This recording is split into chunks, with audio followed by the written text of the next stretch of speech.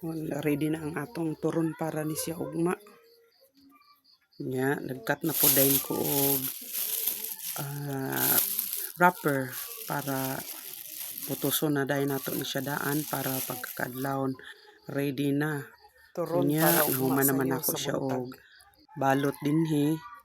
O ato na lang ni siyang tabunan og plastic tapos isulod dinha sa para nga dili mahugawan.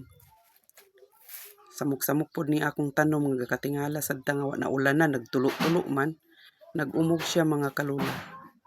Mao na nga atong nahuman no, human nato og putos. Nya samtang nagluto ta ani, sahay makaulit baya ni ba nga kana bitaw imo bitaw siyang balihon.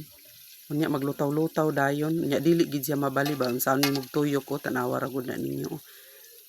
Naulit na ko ana kay dili man gid siya mabali. Ala ka oy, pasagdi pagkuhag lain lugita.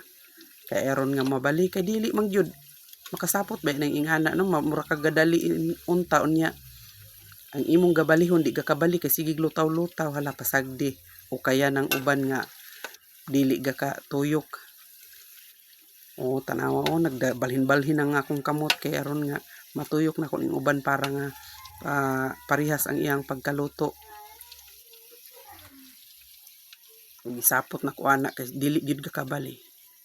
Nya nahuman na ang atong kuan pagluto, gi-arrange na nako niya. Nakaluhimo ko og 70 pieces ani. So ready na ni siya. Sobra man unta ni siya pero akong gi pabalon sa akong mga apo ang sobra. So pabalonan po tong akong duha ka high school nga apo. Mao na ni siya ang nahuman 70 pieces.